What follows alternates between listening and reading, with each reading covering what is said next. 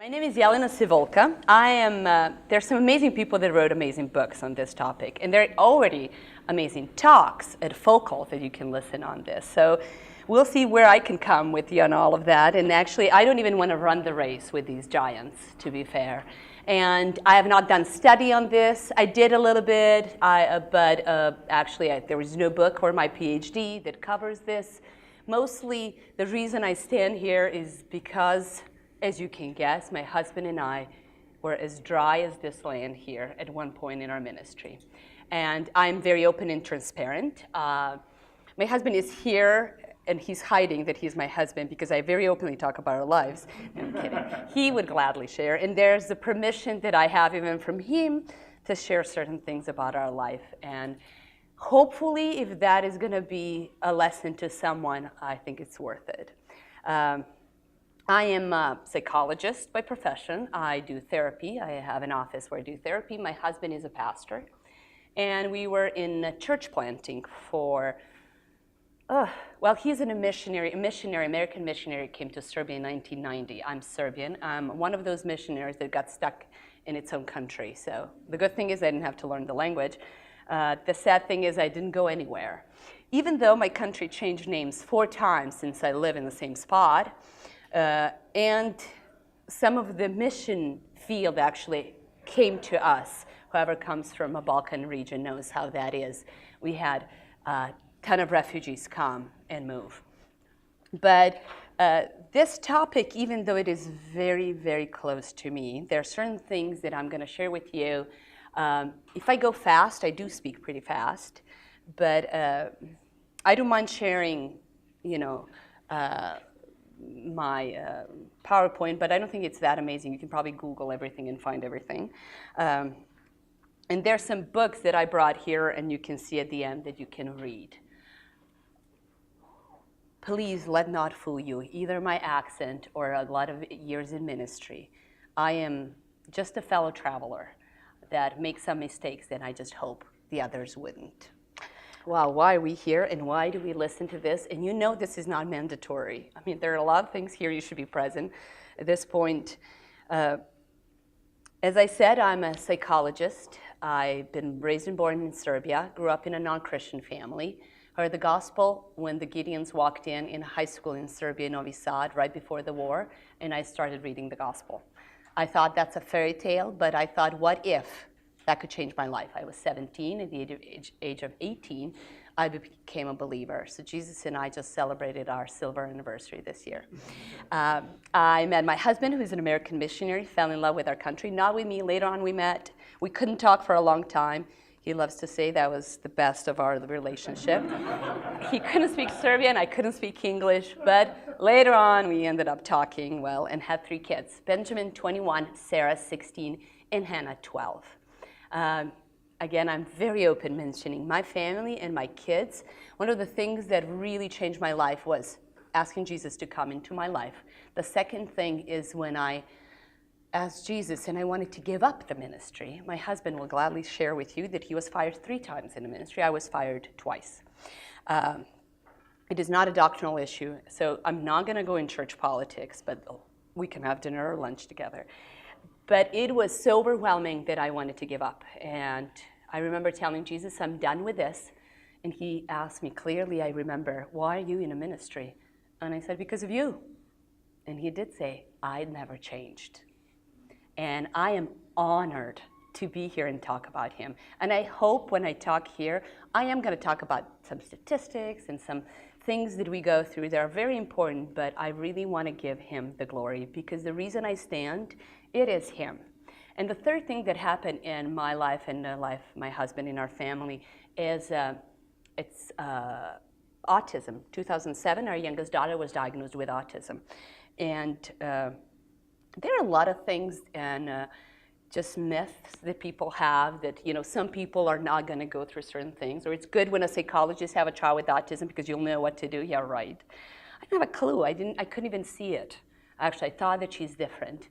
But that changed my perspective. That changed a lot of things. But one of the things, because a lot of pastors are here, I love to put this in.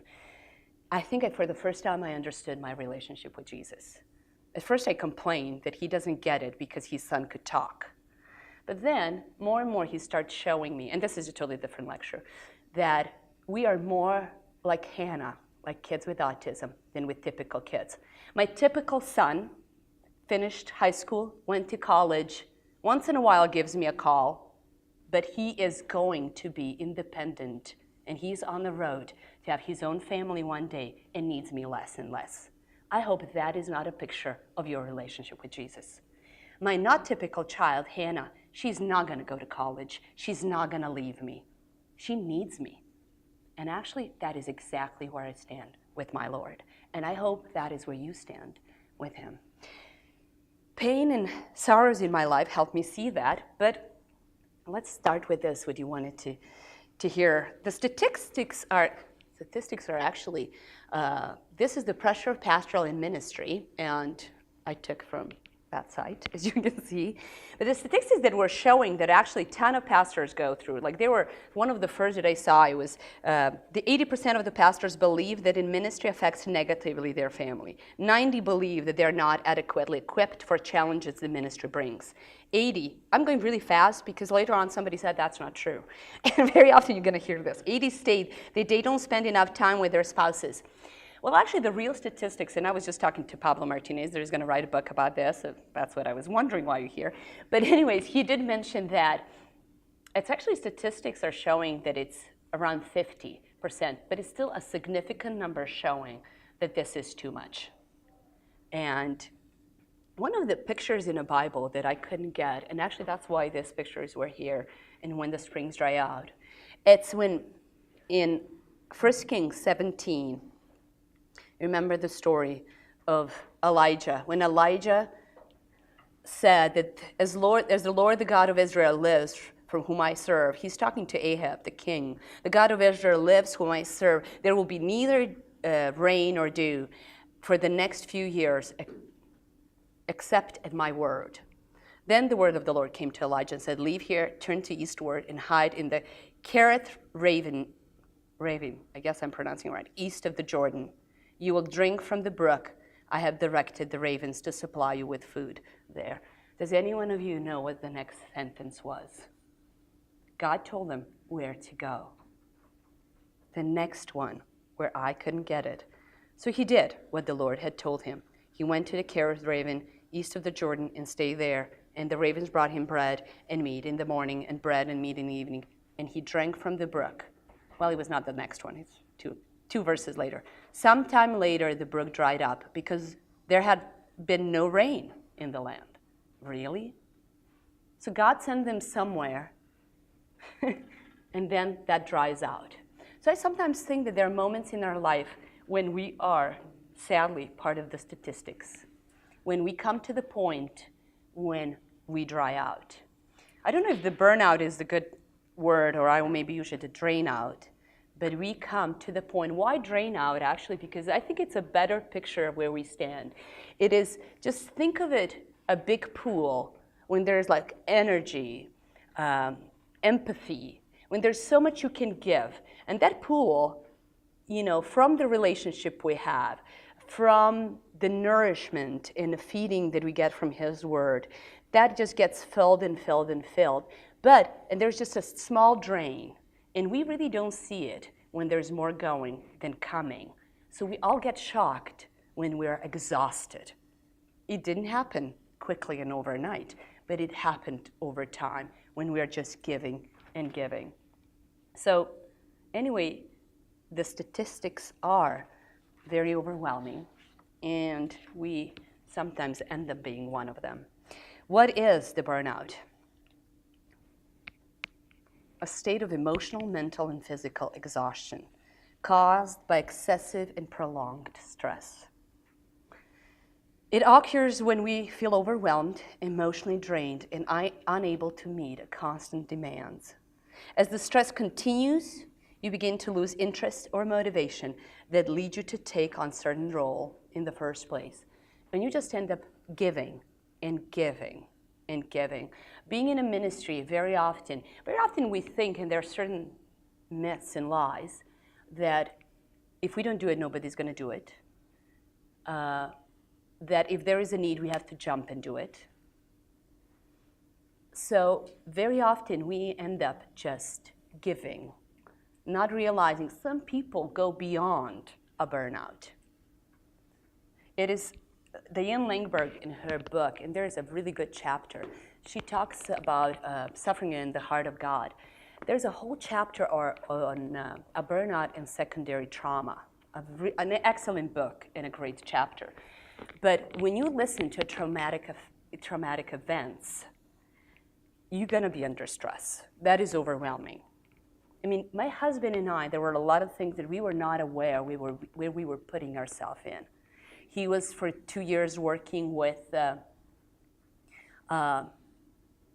people that were a hospice ministry. They were dying, having a child with disability. We were involved in a disability ministry, working with the families that have kids with special needs, opening my door to the people that are going through a lot of issues and being a counselor. We just give and give. And I'm not even mentioning my house and children and Hannah and elderly parents.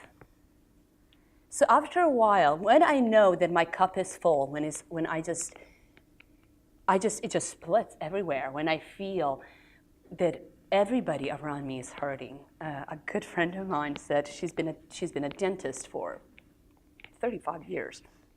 She said, recently I went to the concert, and she said it was really a good music, and everybody was smiling and singing and laughing. And I turned around, and I thought, oh my gosh, people in Serbia do have good teeth. Because for 30, 40 years, I've been looking at bad teeth. So after a while, I end up just listening to sad stories. And it's so overwhelming that I wonder, is there anybody there having a good marriage? Is there anybody there not dealing with the teenage kids? But we all have stress in life. And I think if I would have named this stress, that more people will come. Because stress, we all deal with that. But the line between the stress and a burnout, it is so fine. And it is the same road, but you just kept on that for a longer time. You can actually Google most of this. So what is stress? Prolonged stress is a burnout. And after a burnout is a secondary trauma. And after secondary trauma, it is PTSD. And PTSD, it's post-traumatic stress disorder. I've seen people in a ministry that were abused in a ministry, that every time somebody else will go through a certain or similar situation that they went through, they just started feeling the same way. Everything came back. Everything. The memory was just flushing and just coming and overwhelming. It is exhausting. So these are some differences that, we are, and I'm going to be mentioning actually every one of them, like physically. Let me see if I put this. So there is, I don't mind posting this or giving you or sending you so it is on the same road. So look at this, population of a stress is around 5-ish billion, and a burnout, gone. A lot of people give up. A lot of people, during the painful situation or hard situation, they even lose their faith. I didn't mention here, but I think that would be an interesting study of the people that went through a burnout. We know that Elijah went through depression, but what caused that depression? And how many people in the Bible we see that just were drained? They just gave up. They just gave and gave and gave. When Jesus was in the ministry 3 years, I wonder if he stayed longer. Well, he is God. But it is exhausting. And he already had to deal with avoiding crowds and avoiding people and going to a lonely place and dealing with just giving and giving, because there were people. And if you're willing to give, there are a ton of people that need that, and they're going to surround you. And actually, that can be not always a perfect match. You're gonna find your role in being a giver and the carrier, and somebody that carries, and they're gonna find somebody that is gonna give them, that is gonna provide for them. We have a funny joke. Well, it's not a joke, it happens to us. There was this elderly couple that in a church in a town that my husband and I lived. They were planning to commit suicide together. They could not. They were in their early 60s, actually, mid 60s. There were some things that happened at his work. So right before the pension, he got the pension, he was sentenced, and all of that was prolonged. They were not having any income. They could not survive. There was not any support from the family. He was diagnosed with cancer, and they were thinking, how can we end this life? And then we came with a humanitarian aid, and because of the war, very often we were working and giving humanitarian aid to the people. I mean, we had refugees for a long time, and there's always drama in our country. So there's always something. But at this time, my husband came to visit them, and he shared the gospel. They became believers. And this is one of the sweet things that they said. I mean, I did tease my husband up to this. But they were praying. And this woman said, and thank you, God, for being our heavenly Savior and coming on this earth and dying for us. And thank you for sending an earthly Savior, Greg, to come and visit us. And I'm like, oh my gosh, what is that going to do to him? And I have to live with that. You know, but it's like, what a role they saw him in, and what a huge burden to carry that role. I want with every core of my being, I want to be God's sign ring. In Haggai, when he says, you're going to be my signing ring. You're going to be where I stand. Where I am not, when you stand, it's going to be me standing. Your words are going to be my words. I want to be that. I want to represent Jesus wherever I am. But that is a huge thing and a very ambitious thing to ask. And how, if I'm not close to Jesus, how easily that can be twisted. We are not earthly saviors. We can represent the one and the only. But you know what very often I think the ministry is?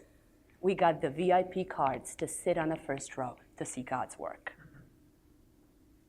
It's not it. Very often we think, and it took me a while to see, it's not about me and my work and what I'm doing. But how exhausting can this be when you just give and give and give? And very often we are not aware. I mean, all these stress things, that loss of energy, of course I lost energy. But then, you know, this man passed away. I had to go and talk to his family. Anxiety, of course I'm anxious. And look at my kids, and they're not spending time with God. Or there's like this urgency. Or I have to multitask. That is just a lie. Multitask is a lie from our enemy.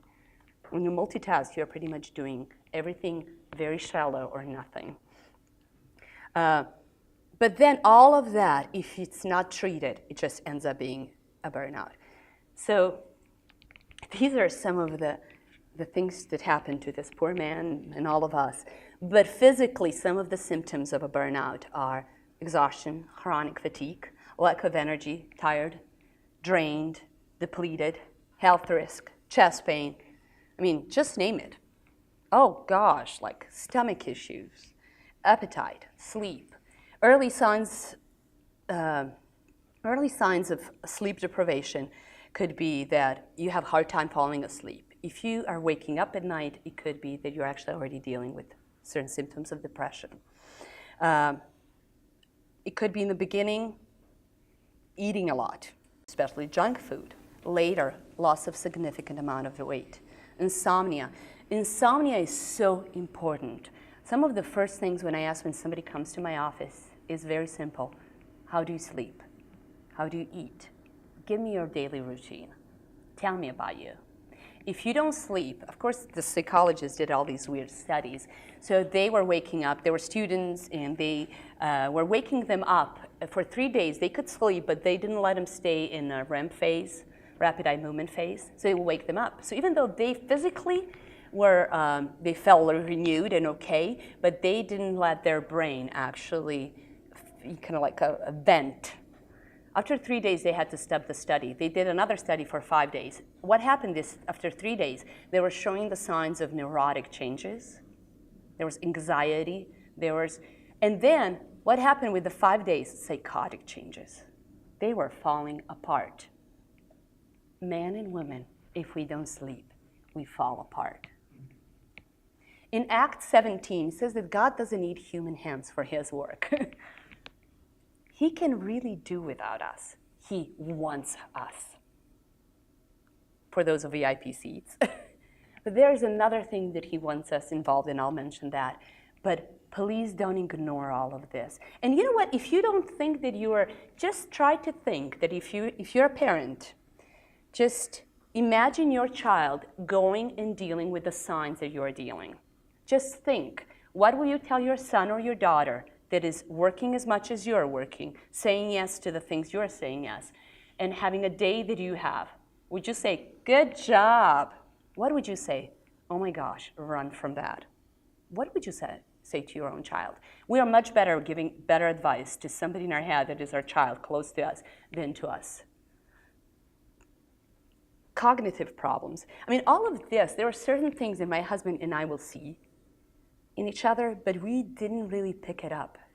I mean, I was dealing with much health issues, and I was thinking, oh my gosh, I am getting closer to 40. I guess that's what it is. I had ulcer diagnosed 3 times in a row, 2009, 2010, and 2011. I started running when Hannah was diagnosed in 2007. I started running, and I thought that would be really good for my body, and it is good. I mean, we need all the endorphins, and I'm not even going to how our brain works when we are under stress and everything, but as you can imagine, everything is just not functioning well.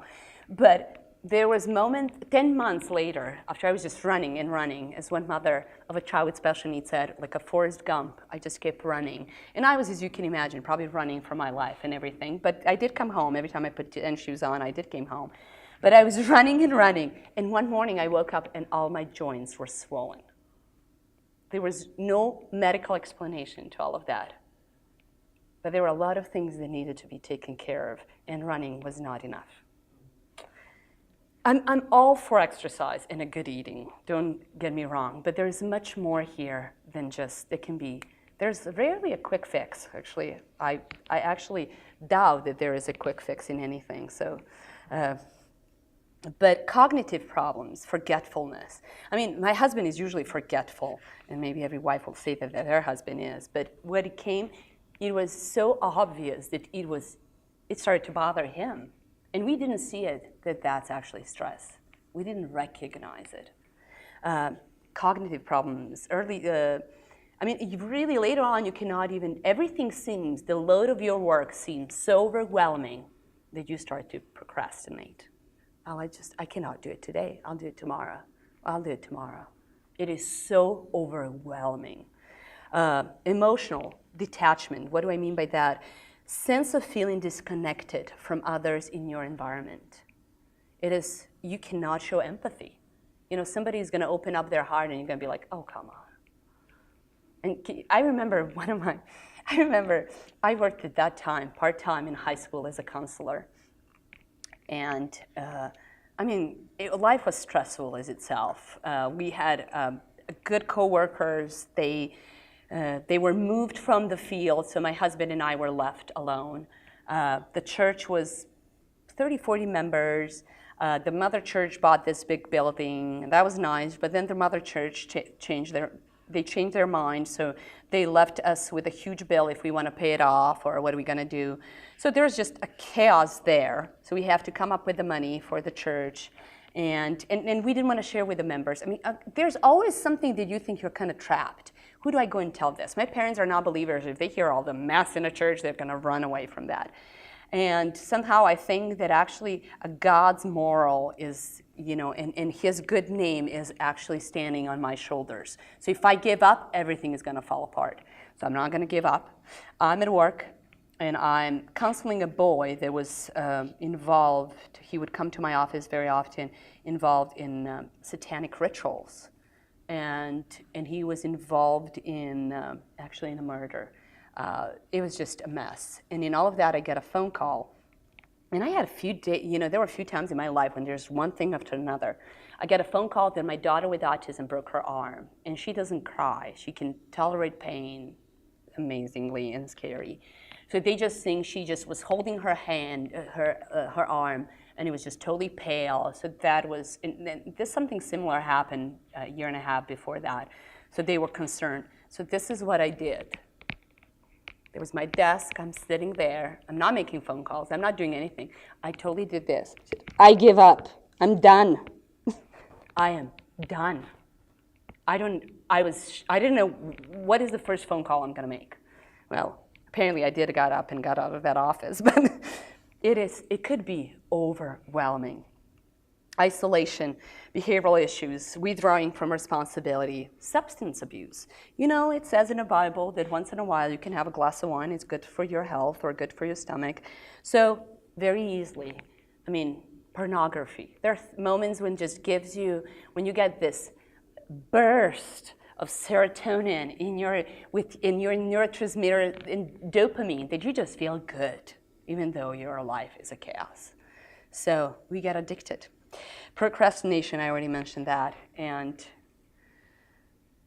I'm kind of going fast through this, but I don't mind going back to certain, but this is all, I don't want you to just feel just load and motive. Why and some get causes of burnout. And there could be different. This is not about ministry, but actually applies to ministry.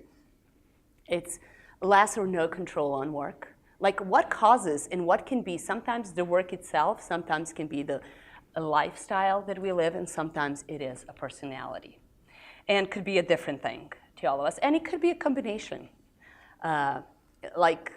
Everything is pretty explainable, but feeling that you have a little or no control over your work, lack of recognition or reward for a good work, unclear or overly demanding job expectations, working in chaotic or high-pressure environment.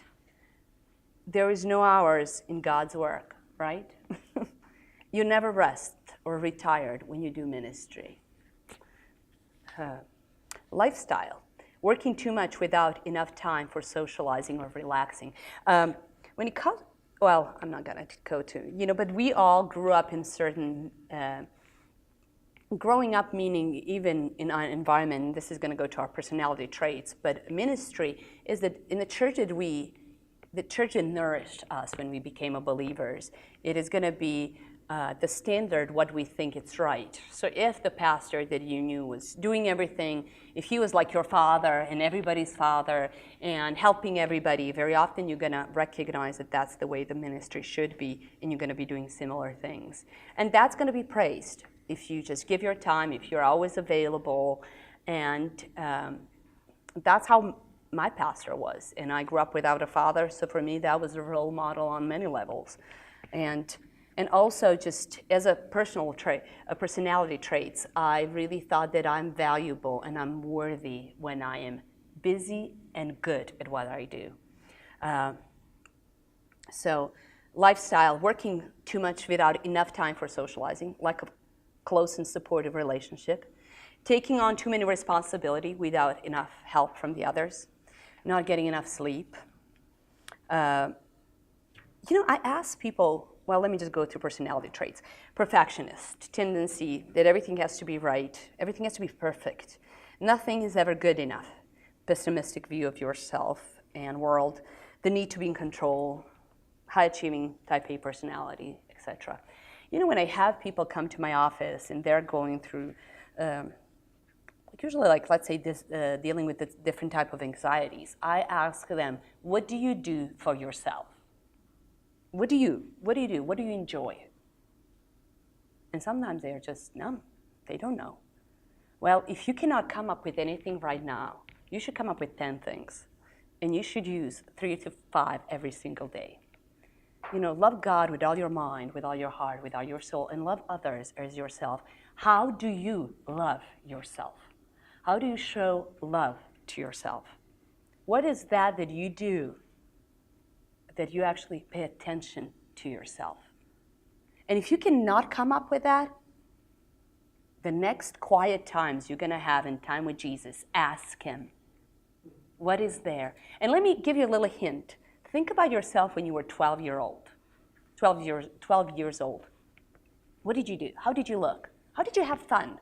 That's a time when we still remember, and we are still not in a box. What is right, what we should do, what we shouldn't, how. And learn, get to know yourself.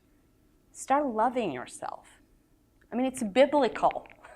It's not just one psychology saying, how can you love others and respect? Your kids are gonna learn from you if you do that. Your kids are going to learn how to respect and have boundaries. And you know what? When I am loved, and if you're still dealing with this, how to love yourself, please, Psalm 139, study it, spend time, embrace it, breathe it and live it. It talks about you. It talks about you and me and how beautifully we are created. Because if you have issues loving yourself, then you have not stood next to him in a long time looking at yourself and your life. That is amazing view that he can give us, what he had for us, how he imagined us, how he created us. And he knew us. I mean, look at 139. I know when you get up, and when I get up and I sit, you know you're in front of me, you're behind me, you touch me, you know me. You know my thought even before it comes to my mouth. He knows us. He is the God that sees. He's the God that knows. He's the God that loves. He's the God that cares. Please, read 139 and make that list. How do you enjoy? My favorite thing is to have coffee with Jesus. And I love it. Or have wine. That's okay, now it's too late, I already said it. But it's, and I love journaling now. And actually journaling is not something that just came. I just started doing it more and more so that I can be in contact with myself. I am actually more rational than emotional being. So I'm the one that deals with the problems, that wants to fix the problems, that emotions, we're going to put them in the right drawer, and they're good, and they should be recognized. You know, we deal with emotions much better and with life when we recognize and name the right emotion. But it was so good for me to find a way how to love myself and to get the permission from Jesus for that.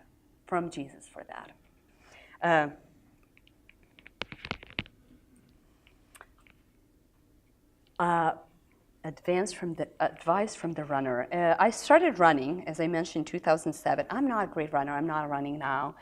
But then I was just running and running and running. And at that time, I wrote an article. Maybe it's better if I just read it. I wrote an article because when I was running, I ended up running a marathon. And I was running and walking. And I'm not even going to tell you how many hours it took me to finish it, but I did it. But one thing that is very important, and what the good runners told me, is that you should pace yourself slower than you think you can go. And it's so important because you get excited. I mean, of course, there were 7 girls that decided to run a marathon, and we did it in Rome. Of course, we're going to go and do it all. And it was so exciting, and there are like 18,000 people. I didn't want to run. I wanted to fly.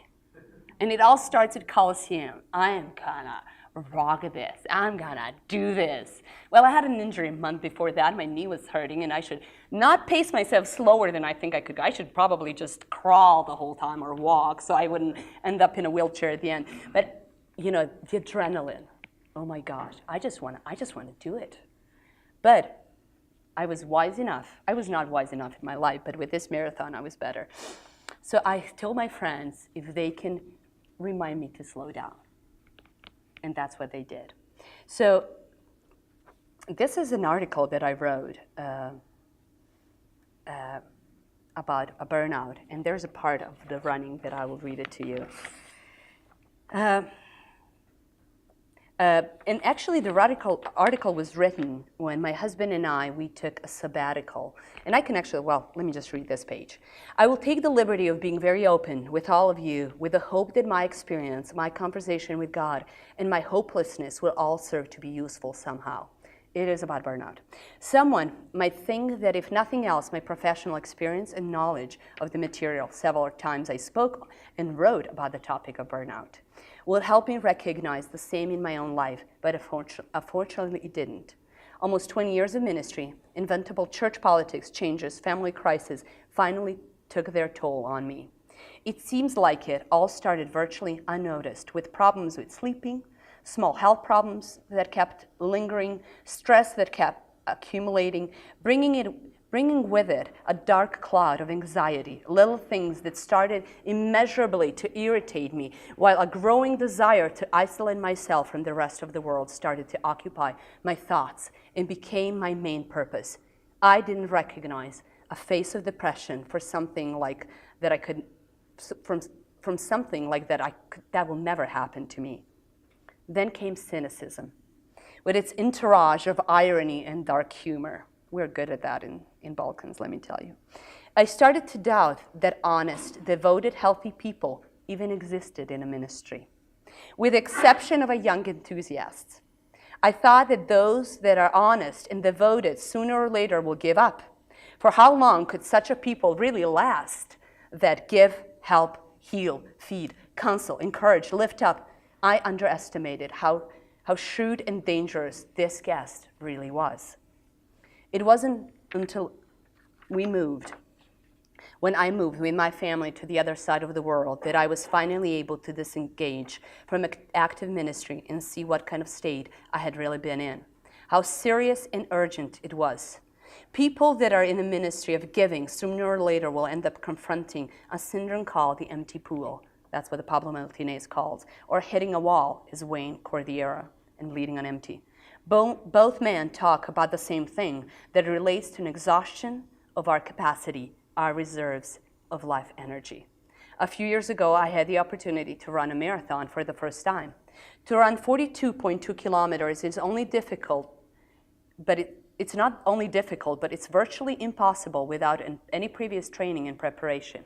One of the first things that experienced marathon runners say in their handbooks is to sparingly spend your energy to make absolutely sure you run slower than you can, because your body and spirit can deceive you.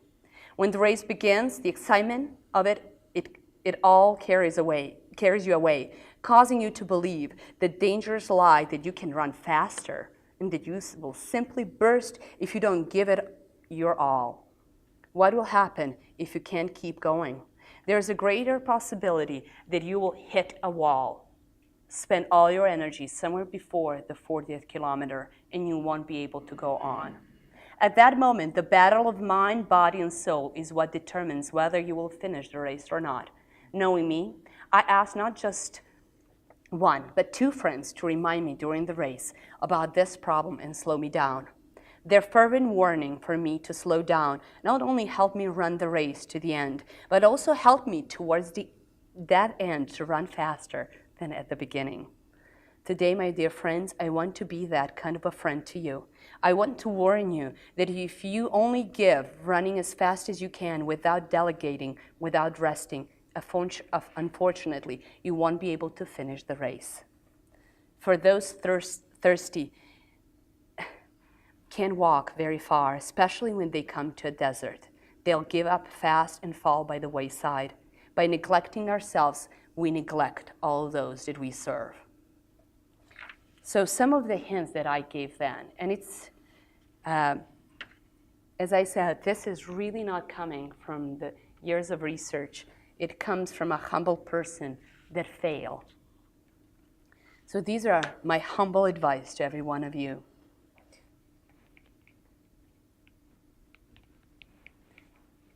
Never underestimate the power of presence. What I mean by that, do not forget that this is all about Him. And it is all about, we don't have what tomorrow is going to bring.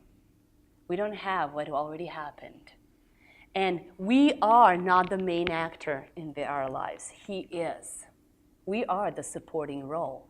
This is all about Him. When we went to the United States for 2 years, one thing that was shocking is that everybody else continued to live their lives. Our church didn't fall apart. My parents were okay. My sisters were okay. I mean, it was hard following on Facebook that they all lived their life. So if you die today, everybody around you, some of them are going to mourn more, some of them less. You're going to be missed by some greatly, by some a little bit less. But we are dispensable. This is not about us. It is all about him. Do not forget that there are certain things. There are 95%. This is what Cordero in his book says. There are 95% of the things in our life that somebody else can do. 95. Only 5, nobody can do it except from us. Nobody can spend time with Jesus for you. Nobody can spend time with your family and build your marriage. You cannot send the counselor to fix your wife and then you can, it is you. You cannot build relationship with your children, but you. Everything else, 95% of the things, somebody else can do it. Invest in these 5. This whole ministry, it is his work and not ours. My daughter, when we were living in the United States, and this is an interesting thing. I've been asking Jesus, what do you want me to do? For the whole time I was in the U.S., what do you want me to do? And I have a master's in psychology, master's in theology. I worked in church. I worked at social work at school. I looked for a job, and I don't know how people get jobs. And they said that, unemployment in Texas is so small, I couldn't get a job for 2 years. And every time I prayed, Jesus said, be still and know that I'm God. That was a verse that went on and on. Let me tell you, I was so frustrated. But it was on and on. Be still and know me. And I'll tell you, it was 1.5 years until I realized how thankful I am when they all go to work, to schools, and I can spend time with him. I used to have quiet times. I used to have communion. And it took me 1.5 years to say, thank you. And that's when I felt God said, it's time for you to go back home. I fought so much to stop. And it's not easy. But that's when I was able to see actually what the ministry is and what my role is. I was cooking with Sarah, and we were making chocolate chip cookies. And I can do I know the recipe. I bought all the ingredients. I can do much faster without her, and there's going to be less mess in the kitchen if she's not there. But I want her to be there. I want her to do it with me. And at the end, she's going to say that she made cookies. That's what ministry is. At the end, we say, we did it. It is all about him. He wants us in all of that because he's the loving Father that wants to spend time with us. But actually, that cooking scene taught me much more than years and years of ministry. And there were moments that God used my children to show me, especially the one that doesn't talk, where he is in my life. That it is in those moments when I stopped and I had a quiet time, and I just would be there. And I encourage every one of you to be honest with Jesus. He already knows your thoughts. He already knows everything. One of the things that a good friend of mine went through a severe psychotic breakdown. And we were meeting, and she's a follower of Jesus, loves God. And I asked her, so what do you think about God in all of this? It was a very sad and severe thing that happened to her. And the answers were all right, like ethically and everything correct. And I said, you never asked him, what in the world, God? Why this? Why me? And she's just all hesitant. And I told her, there are moments in my life when I feel that when I'm driving and full speed and the things are happening and everything is great and amazing, and I'm like driving a good car, like Maserati or something. I'm flying. And then somebody grabs the handbrake and I just start spinning. And I turn and there's Jesus. And I'm thinking, what in the world are you doing? Do you want to kill us? That's how it felt a few times when there are hard things that happen in my life. But if you heard from the beginning, I was driving. And that was not where he wanted me. And the spinning, it was terrifying and scary. But he for sure got my attention. But the reaction is, what in the world? Why? How? Please, be honest. He already knows your thoughts. There's nothing you've done where you thought that he didn't already died on a cross for that. So you're not going to shock him or surprise him. So we all have an expiration date. in all our blessings. And do you remember that brook in the beginning that dries out? I really think there are things that dry out in our life so God will get our attention, that he would hold that and just lift it up, that handbrake, so he would get my attention. Because you know what? We get caught up in a blessing so much that we forget the one that is giving us the blessing. The only blessing that doesn't have expiration date is Jesus. Everything else, just think, everything has an expiration date. And we wonder why. Why would he bring us to the point where he wants us and then nothing? Everything was doing well, you wanted us here, you wanted me in this ministry, and then nothing. Because he, more than anything in life, do you know what he wants? His son in us. He wants to see his son in every one of us.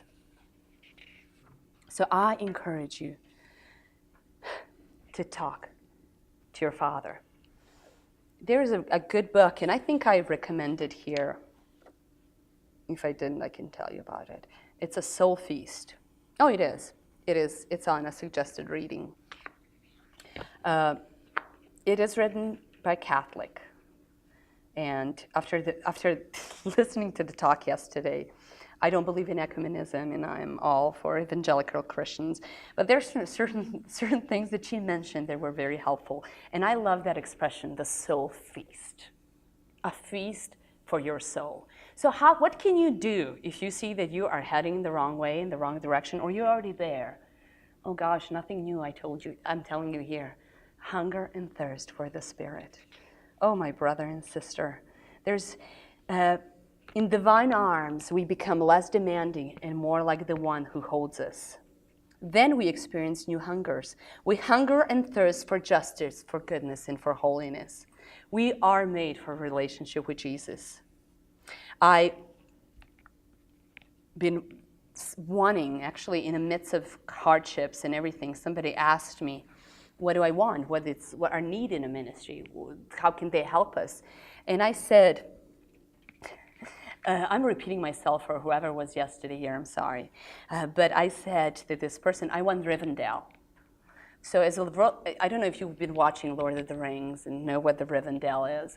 But for a long time in a ministry, I felt that I'm in the middle of the battle. I'm telling you, I'm not a typical woman, right? That just imagines herself in a battle. But I felt that I'm like on one knee, wounded so much that I'm just debating, should I just give up? Because the enemy is so strong. And I've been crying for Rivendell. That's a place where the elves live. That's a place where the time stops, when the wounds are healed, and where you get a wise counsel.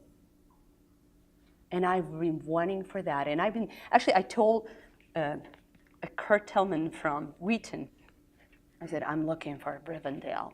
And to be honest, I did Google if there's such a place for people in ministry that you can go and where you can rest. I was wrong. There is no place. There is a person. Jesus is our Rivendell. With him, our wounds are healed, and we get the wise counsel. The time stops. If we take time off, and if you forget everything that I said, but hear this, go somewhere for 2 days alone, without phone, without tablet, without internet. Take your Bible and cry to him. You're gonna experience the Rivendell. And it's amazing. Everything here is so simple. Whatever I tell you, and the more I'm in ministry, the more reluctant I am to read a book and think, this is how I'm gonna fix. I can't fix my kids or my marriage or anything, but this is how to. This is the quick fix. It does take time. It is the best thing you can do. And when you're hurting, I know that this is what you end up reading. You end up doing just this, right? Only the Psalms are the ones that you're going to be reading, because everything else is overwhelming. And actually, let me tell you, at one point, my Bible was exactly this. Psalm 119.